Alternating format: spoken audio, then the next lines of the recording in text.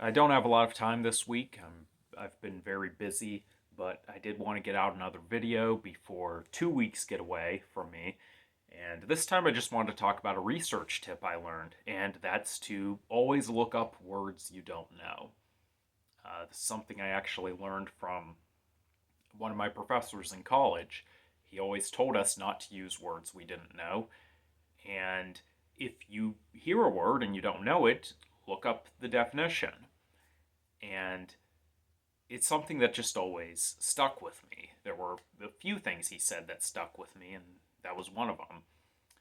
And I apply it to my research because the type of YouTube channel I do that I document on this little channel is it's it's basically like a channel I have to research for. I'm not doing reactions or uh, just music or entertainment. I mean, it's all kind of entertainment because it's YouTube. It's basically I got to research a lot of topics and then put together entertaining videos. Kind of put all that research into a condensed form and certain style. And I knew a lot about the topics that I was going to be discussing on the channel, but when I started the channel, but I knew I was gonna, as I kept doing videos, it was going to require a lot more research. And one of the mistakes I made early on was I would just listen to Wikipedia articles or when they turn it into audio, I would listen to that or I'd listen to long form videos on this stuff and I would let them play when I was walking the dog or just doing household chores. And that wasn't bad in itself, but sometimes these would be like 2 hours long. And I'd be hearing all these names and things and events mentioned, and I didn't know what any of it was. So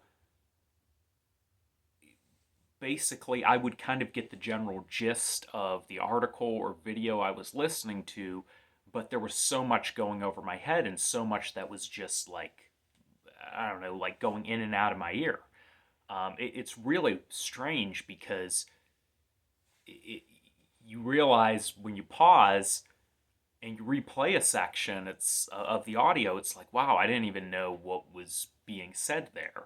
It's just, there was all sorts of interesting little details, and I didn't know because I didn't recognize these events and names of things. It was almost like my brain was just filtering it out. Uh, One of the things I'm doing now is I'm listening to an audiobook for research, and anytime I hear a name or an event or some kind of something that I don't know, I just Google it and go to the Wikipedia article.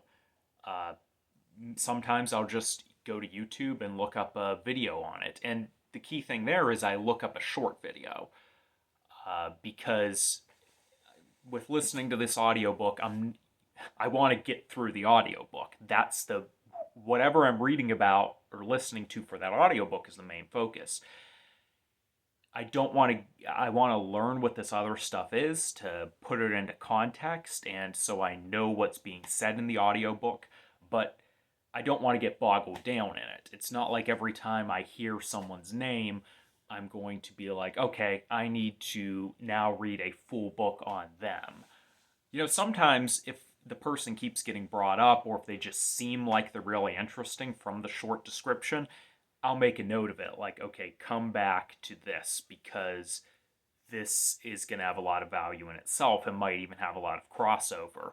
But when you're just researching, it's like you just need to, like, if it's something like Wikipedia, usually that first synopsis section's going to tell you what you need to know. Maybe you could scroll through a little bit, see the table of contents, but overall, you don't want to spend more than 10 minutes on any one of these topics. And it's just amazing how much more context it can give to everything.